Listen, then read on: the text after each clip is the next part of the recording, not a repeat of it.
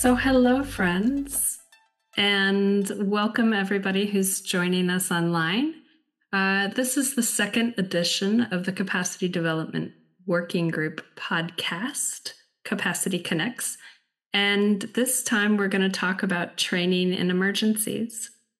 This is our second session, and we're really happy to everyone who reached out to us and told us how much they had appreciated the first session where we talked about the CCCM strategy. And the positive feedback that I got from a lot of friends around the world were saying that they found it as an affirmation to the strategies that they were doing and how they were building in capacity building. So I really hope that this next session, when we talk about how our training approaches can be adapted to emergency contexts, because that seems to be the way in which our sector is moving, that emergencies are becoming more and more extreme, that we're not able to have the luxury of doing 2-day trainings or even 5-day trainings. I'm remembering the luxurious time when we would meet in hotel rooms and meet in beautiful conference centers and have this long time to work on developing action plans. And I think those days are really going to be scarce right now in the humanitarian reset. So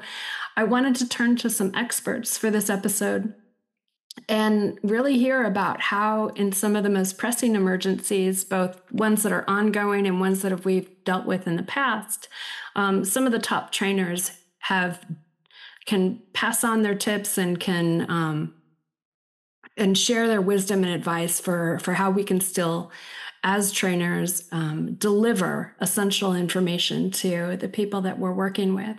So I'm joined today by friends and really expert, amazing trainers. So one of our first guests today is Sphere Master Trainer and friend of CCCM, Axel Schmidt. Axel, it works for ASB. And Axel, I'm going to have you say that in German for us when you introduce yourself.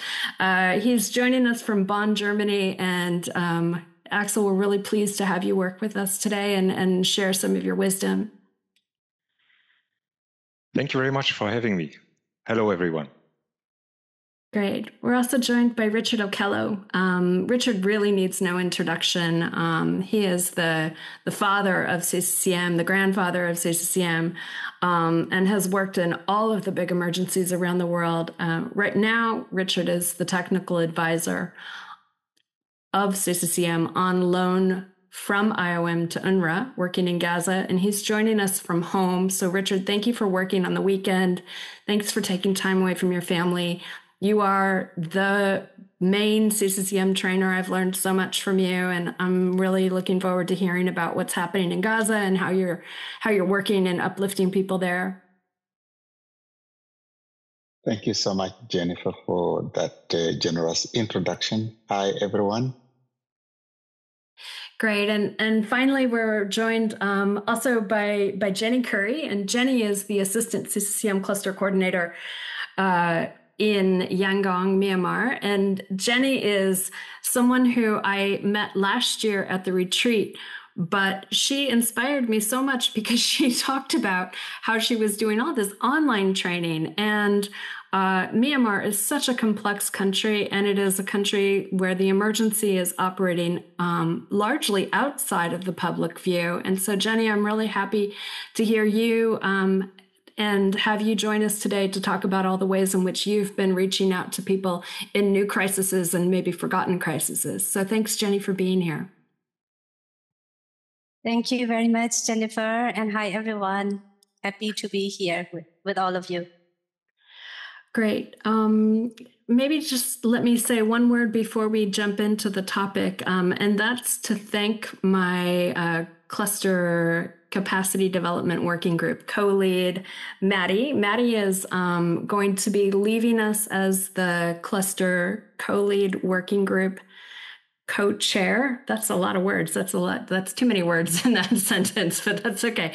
Maddie is going to be moving on to a new position also in Gaza, where she's been seconded from acted for a long time. And we're going to be joined next time on the podcast and in the working group with a new co-chair. Her name is Chloe Mandelbaum. She works at covering all of Syria. And so I'm really happy to be welcoming Chloe next time. And I just want to publicly thank Maddie for all of her fun and support and passion for capacity building that she's brought the last few years. And nowhere is kind of more needed right now to have passionate people like Maddie working than in Gaza. So Maddie, we're going to miss you. But let's jump into the topic.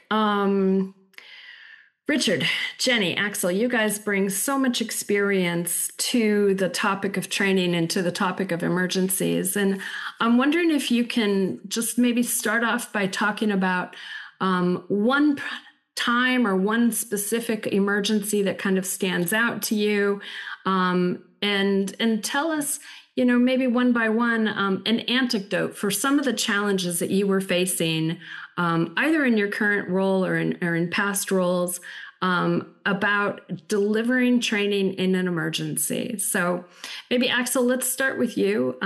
You're coming to us from slightly outside of the CCCM sector, but close enough to us, and you've been in so many disasters. Can you tell us one of the stories about where you really faced some challenges when you were doing training? Yeah, thanks, Jennifer. And I have to think of many disasters because I remember when I felt guilty because after Typhoon Haiyan, Yolanda in the Philippines, I met so many people from other sectors which were new, which had very good intention, who wanted to do something. And I really thought, okay, I want to facilitate trainings here. And I wanted to facilitate, in this case, it was a sphere training. And I was too scared. I didn't do it. I asked leadership if they would support me, and they said no. People don't have time, do it later, wait a few months. I was talking some other training agencies, and they also discouraged me, and I wasn't brave enough. And then now comes the turning point, 2015 earthquake in Nepal. I asked the same people again. I faced same situations, a lot of great people there, a lot of humanitarians, formal, informal. They all really wanted to do the best, and I thought some training, in this case, again, for Sphere and Foundation chapters, humanitarian chapter, would be very helpful. I asked the institutions if I should do it. Everybody said no. And then I said, no, I have to do it. This is the right thing. Let me just try. So I knocked on the doors of the cluster. A lot of them were not happy because they had other priorities. But then when it was about the topic, they said, okay, they do the announcement. Some agency gave me a room. And that was all on a Thursday. I was gone for the weekend. On Monday, 76 people showed up, 100 registered. And we had a 3-hour interactive training, and it was rock and roll. It was really there. People felt the need. There was energy there. There was passion. There was space where people connected. And after that, I thought, okay, I'll do it every time. Even though people think there is no need, people don't want to do it, let's do it later. It can spark something. And I think I want to stop there because otherwise I'm carried away by good memories. I love what you say. And, I wish everybody could see us as well as just hear our voices. But, like leadership saying, no, there isn't time. It's not necessary. Clusters saying, no, it's not our priority. We have different priorities. Richard, nowhere else are there more priorities than in Gaza right now. And I saw you nodding along to Axel. Tell us about some of those priorities and tell us about some of your training challenges. What are you facing right now? Thank you, Jenny. I was struggling with my microphone. Yeah, Jenny, Gaza is a very unique situation, as you could be watching over the different media. The displacement, the entire community is displaced. And there are so many displacement sites. We're talking of 2,000 or 1,945 displacement sites in Gaza. And there are a number of these sites are not planned, they are makeshift sites, and they are collective centers. They are also what we failed even to give a site typology. We're calling them scattered sites, and they're talking about 500 or 600 of them. So the situation is quite demanding, but also the concept of site management is a little bit new, and it's people mix them up, because once you're working in a site where there's displaced population, they think you're doing site management, which even if you're distributing food, and also the issue of language barrier, but also we have very robust site management committees. You find professors that have been displaced from the universities in Gaza. You find the medical doctors that have been displaced from the hospitals. And now they've formed up the site management committees. Based on this, there are also a lot of challenges in these sites. So what we did in Gaza, we were lucky then to deploy an expert site management trainer to work with the site management staff to introduce the concept of site management. And what we did in Gaza, again, we had to develop a site management guidelines, some activities that we think would be implemented in Gaza, calling them site management. And this includes information management, coordination at the site level, service monitoring, and also site improvement. And we included protection mainstreaming as a core site management activity so that we do not lose track in terms of being able to monitor. So when we deployed the expert trainer, introduced this 5 concept of site management to the site management staff, and did not stop at the training room. He led them through, took them to the site, and see them do activities. And what they did eventually, they worked with the site management committees and introduced the concept of site care and maintenance as a kind of a community-led project. These partners then asked the site management committees to identify some of the activities. Now, Jenny, this is taking training to activity, training from the classroom or from the training room to doing work. So the site management committees were able to identify some of the site improvement work that they wanted to do, but this also requires some equipment or some tools. And as you may be hearing from Gaza, there's a blockade of humanitarian entry into Gaza. No tools can enter. But the committees, because they lived in Gaza, sometimes they also have friends somewhere, they were able to do their local procurement, and they implemented site management activities.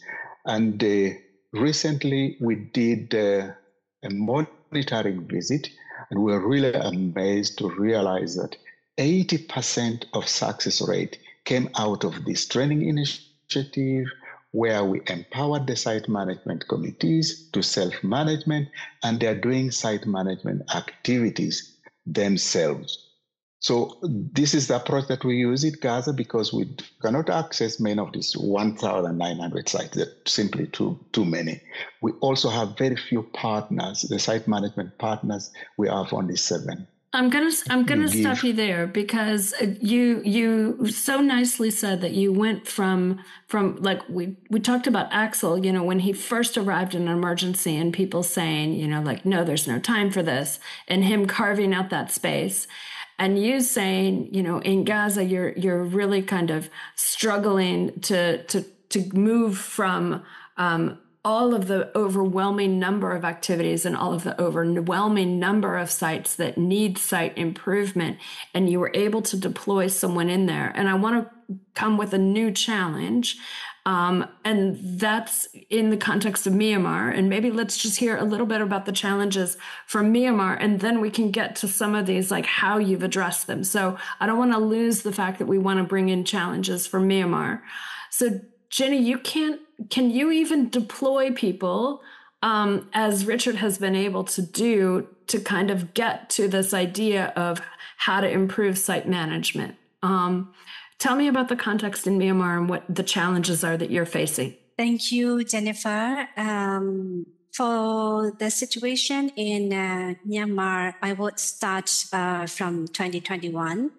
So since the military takeover in early 2021, Myanmar has been in the grip of a deepening humanitarian crisis. Currently, over 3 million people have been displaced across the country. Conflict has erupted nationwide, forcing families to flee again and again due to the sporadic fighting, indiscriminate bombardments, and shelling. So we cannot even count how many sites in the country. All are in scattered sites that Richard mentioned. It was similar situations in Myanmar. And many of the locations where IDPs are, or IDPs places of origin, are now littered with landmines and unexploded ordnance, making return very dangerous. But conflict is only part of the story. So Myanmar is also one of the most disaster-prone countries in the region. In just past 4 years, Cyclone Mocha devastated the west and the northwest, which means Rakhine and the northwest regions. Then Cyclone Yagi brought month-long flooding, affecting communities from the north to the south. And this year, a powerful 7.7 magnitude earthquake struck central Myanmar, destroying homes and infrastructures as far as the southeast. So the people of Myanmar are facing multiple layers of hardship: conflict, displacement, and natural disaster, with no sustainable solution in sight. Even before 2021, Myanmar had been struggling with decades of conflict. Humanitarian structures were in place in Rakhine and in the northeast, where strong CCCM systems existed. But in the northwest and southeast, the regions totally new to displacement setting, where such systems were not existed. So that when the challenge escalated during COVID pandemic, even humanitarian workers were displaced because of the conflict. Travel were restricted. There were funding limitations, but the cluster system was activated during those very, very hard times. The situation was chaotic, and yet the need for CCCM support was at its peak. In response, the cluster took action. So the first action that had been taken from the cluster side was to lay a foundation on site management for partner staff. So it was important to lay this common understanding on CCCM. We trained over 100 partner staff, which we call cluster members now. People working directly with displaced communities. And through 2-day CCCM online sessions, we managed to start this CCCM development program. And those who show strong commitment and capacity were selected for a training of trainer program, which was part of our localization strategy to build a pool of local CCCM trainers who could lead capacity development in the future.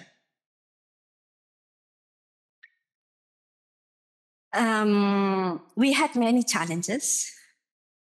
We had travel restriction, we had funding limitation, we had COVID, and we had humanitarian partners displace themselves. And our capacity development focal point was not in country. So it was done all online.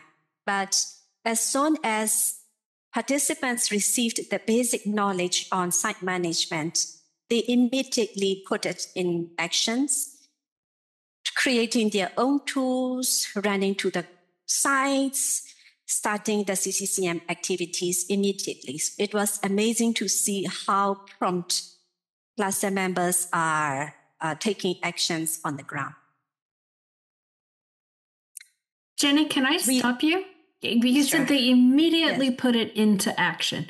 How do you know they immediately put it into action? What was your evidence around that? I mean, it kind of picks up on what Richard was saying, that, you know, they were able to do monitoring. So how do you know they immediately put it into action?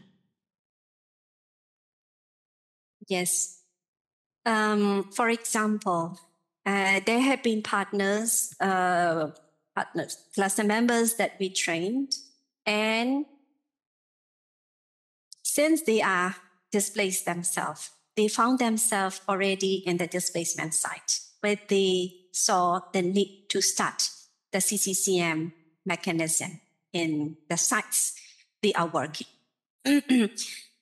So first, what they did was developing first they delivered the training for the IDP representatives, and also selecting site committee members to be able to continuously monitor what is happening in the site and monitor the service delivery and immediately coordinating with different actors. And that was our big learning because through our little effort from the cluster side, the effect can be very big.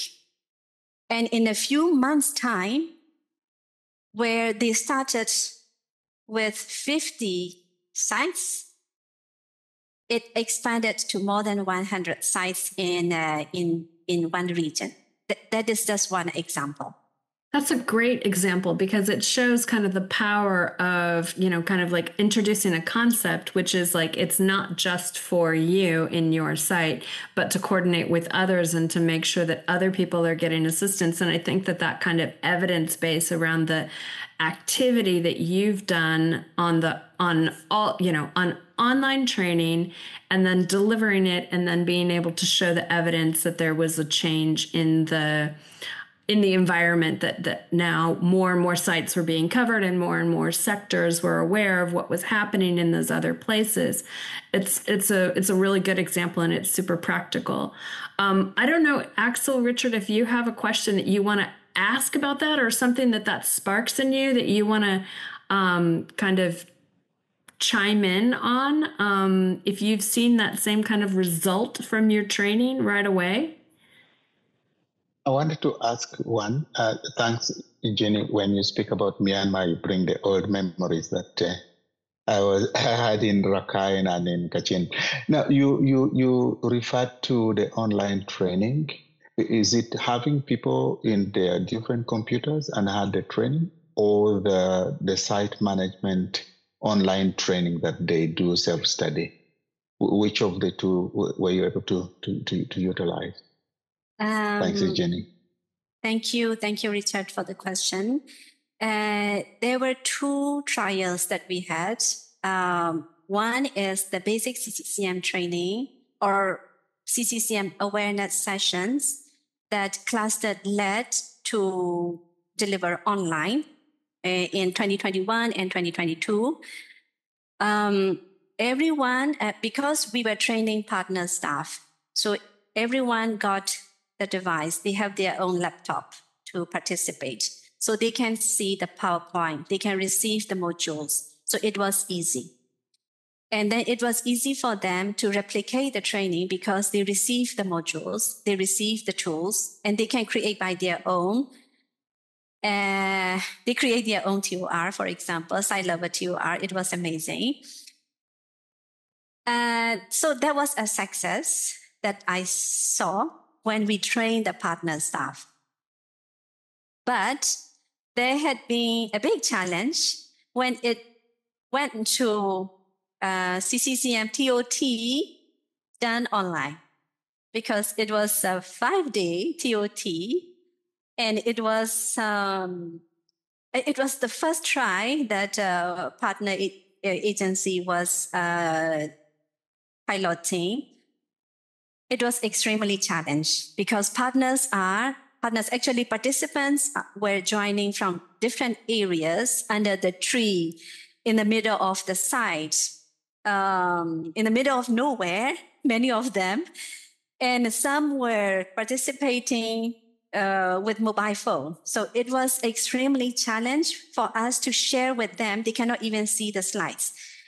And they cannot develop their own modules. Worse, some of them did not speak Myanmar. so it was the language barrier. There is no proper equipment. They cannot print. So it was very chaotic. But it was a lesson learned for us that even if online is possible, still we would prefer in-person sessions, especially if it is TOT training. Axel, I saw that you wanted to ask a question. Do you want to come in with a question, or with kind of sharing an example of some of the strategies that you've used to work? Thanks, Jenny. That was. Yeah, maybe I can just add on. Yeah. Because what you just said with the problem of PowerPoint and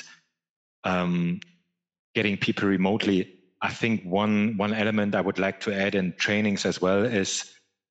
And of course, it's much easier to do it face to face, but training can be so much more. I mean, we are training about technical stuff, but we are all humanitarians. And I think creating that space where people come together, where people are building trust among each other, and where they can connect, and where the training room, be it virtual or under a mango tree, can really be the space for linking each other, to listen to each other, to find problems, to build trust, that next time if you have a problem, you ask that one person who had a good idea. I think this is so much more that a training can offer, because very, very often we're looking for technical solutions for non-technical problems. And that's why I want to emphasize how important it is from time to time to have that space where people come together.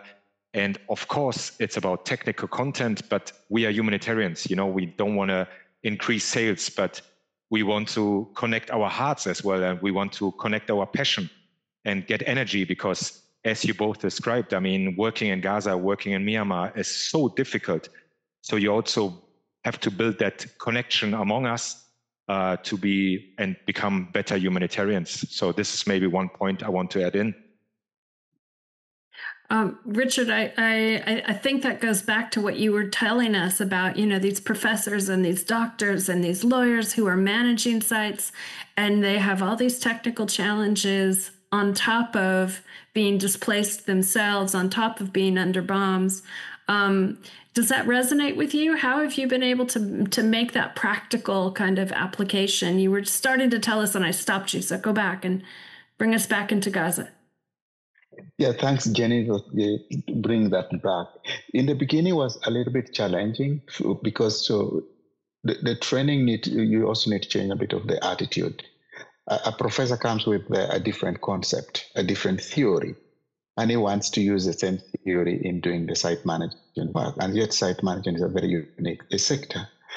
We had a bit of challenges in trying to make them see the lens that we want them to do. But the beautiful thing is that the staff that we trained them worked with them, a kind of coaching, introducing this concept that this is what site management is all about. It's about ensuring that we have a livable site environment, despite the challenges that we're currently doing, unless we're jointly do this together, but also to generate the input, the contribution because we also talked about the community participation. Participation means people having the views, and their views are being put into practice in the site development.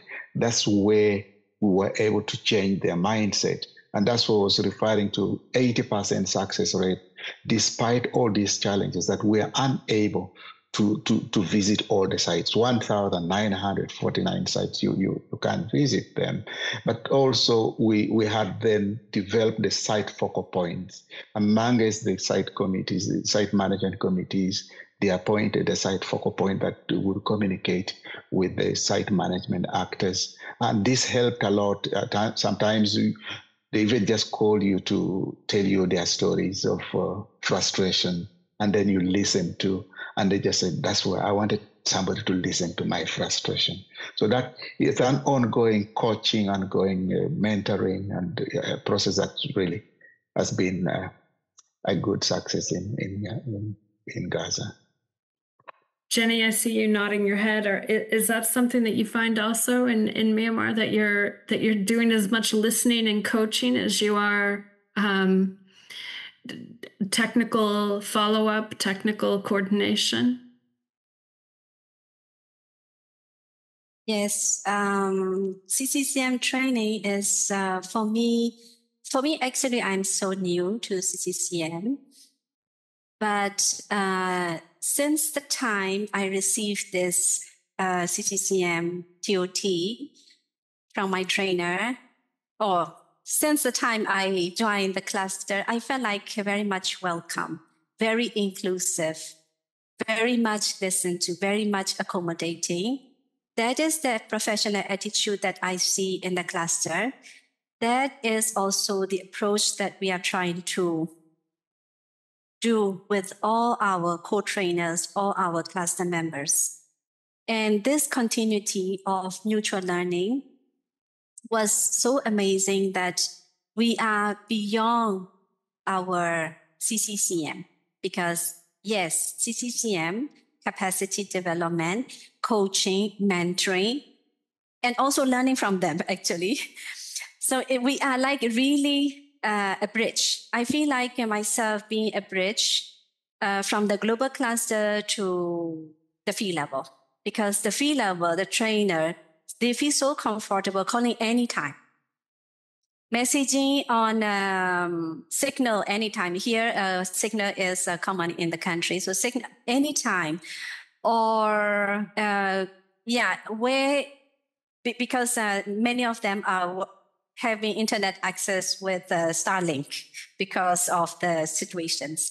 So it was very, very easy for us to interact even remotely and sharing our knowledge or our experiences remotely. So anytime they come in Yangon, it was like this CCCM journey had been very supportive to one another. It's not just me or my senior trainers providing technical support to them, but really learning from them, their experience, how they live, what are their struggles, what they need, what they can offer. So it was like very mutual.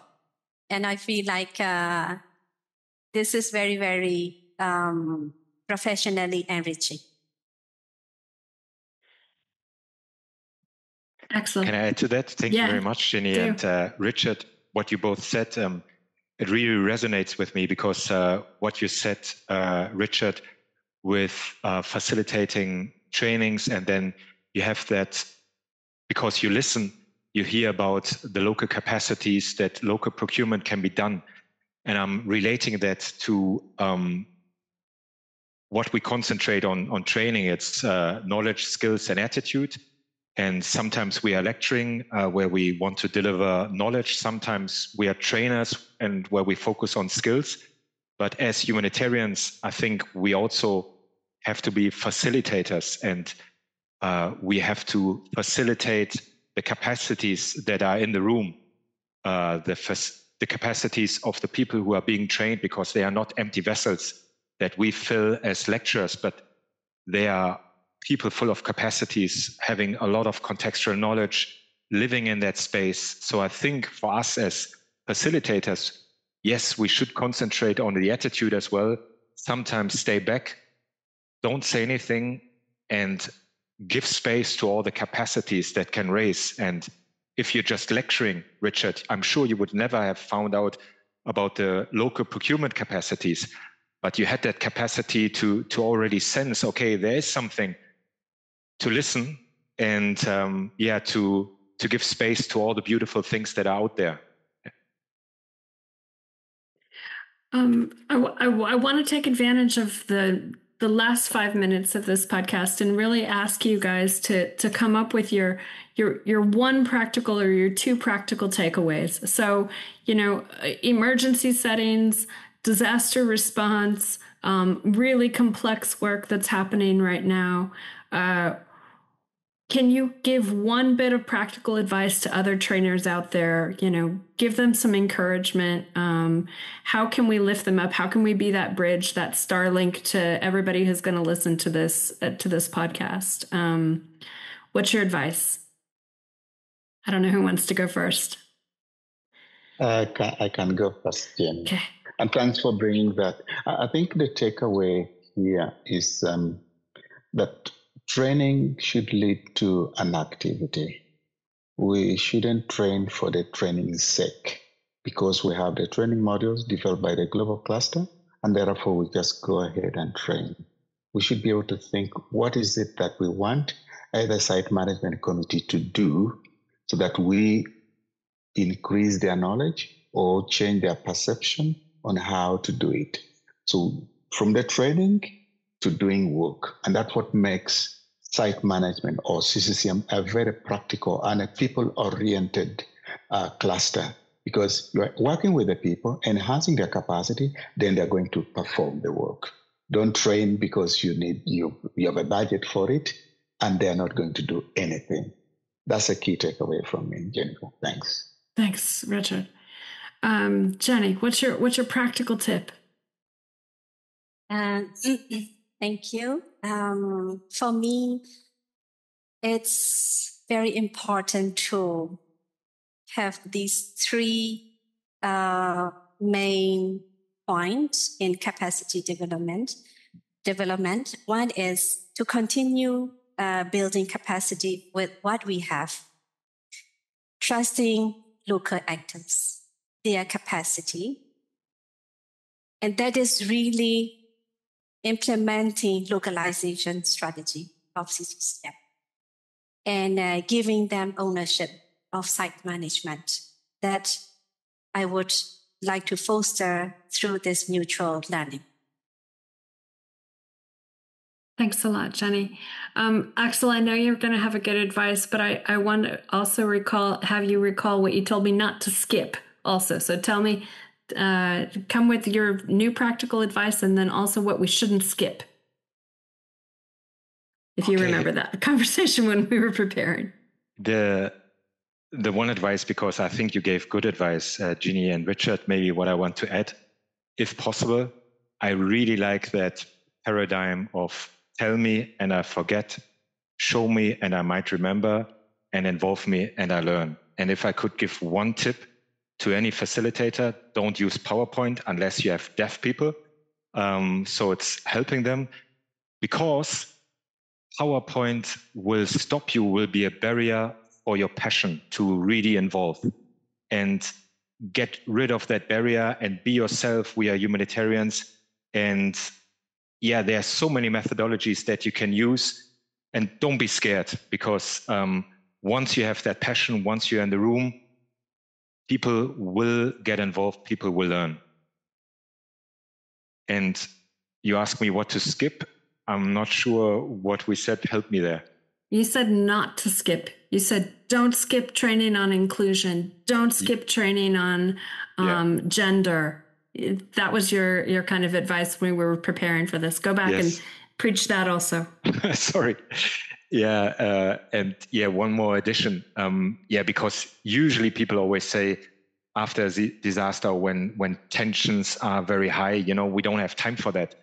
But of course, we must not wait for all those important topics like inclusion to wait for later, for gender issues, and also for green environmental solutions. We have to start right at the beginning, because if we do it wrong from the start, it's very hard to get back to that real path that we want to go in. And just have that right from the start without compromise. Be brave, because it's the right thing to do.